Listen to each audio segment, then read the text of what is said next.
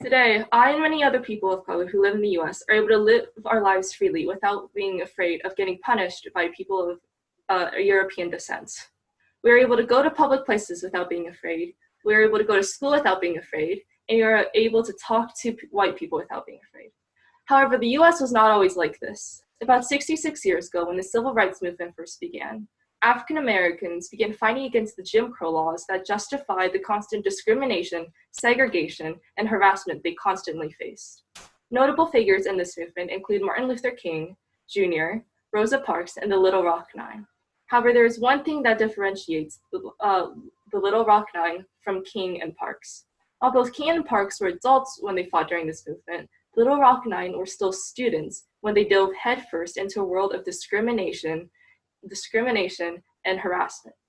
However, with their courage and strength, they were able to fight for and win the war for equal education for all students.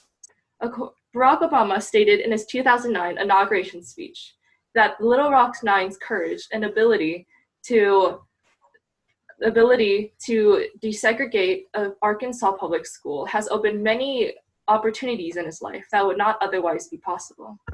In this speech, I will be commemorating Melba Patillo Beals from the Little Rock Nine for her courage during the Central High School and explaining why she embodied true strength. Melba Patillo Beals was only 15 years old when she began going to Central High School. On her first day of school, she and the rest of the Little Rock Nine were prevented from entering the school by Governor Orville Faubus, who sent the Arkansas National Guard to block the entranceway. When Beals was close to the school, a mob of white protesters began chasing her and her mother, yelling racial slurs and threatening to lynch them. Beals stated that the mob was close enough to their mother that they were able to take her coat off of her. The situation was dire, and Beals and her mother would have surely died if they didn't do something quickly. So Beals began praying. She took her grandmother's advice and began praying as loudly as she could. Now, you might think this was pointless, but by praying, she was able to motivate herself to keep running, which, along with her and her mother's fast, quick thinking, helped them escape the mob into their car and drive home. On September 23rd, Beals and the rest of the Little Rock Nine were finally able to enter Central High School. However, that's when things started to turn for the worst. When Beals tried to enter the school, she was spat on and yelled racial slurs at by a white mother. And when she entered the school, she was constantly harassed by students and ignored by teachers. Notable incidents. When she and the rest of the Little Rock Nine tried to report this, Beals stated that the principal would say that unless he or another teacher witnessed these events, that they were not valid and that they weren't going to do anything about it. Notable incidents include getting eggs, flaming paper, a stick of dynamite, and acid thrown at her. The harassment got so bad that President Eisenhower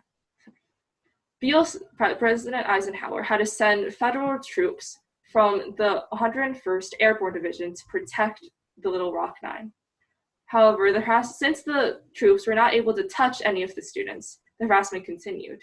Beals states that one of the most heinous crimes the students did was to mix peanut butter and clumps such as glass together and stick it under her chair so that when she sat down, it would penetrate her clothes and get into her skin.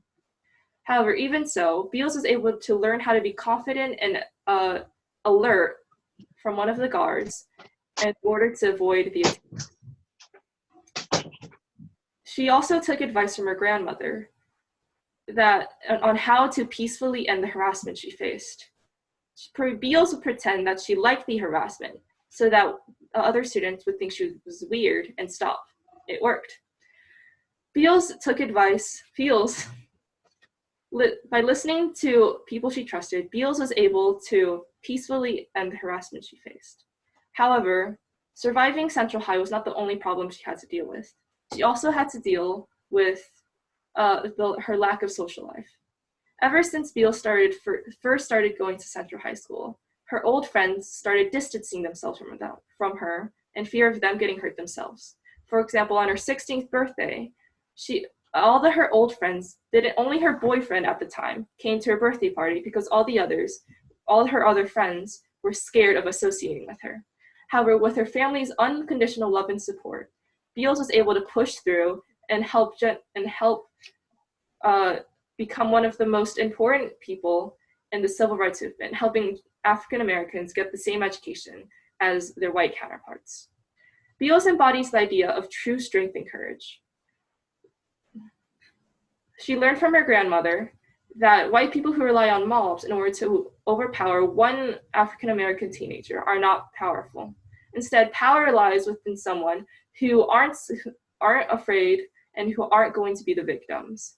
So Beals learned that nobody can hurt her unless she allows them to. Beals adopted the idea of peace and didn't fight back when she got harassed. Instead, she chose to smile and peacefully and make her tormentors not want to harass her anymore.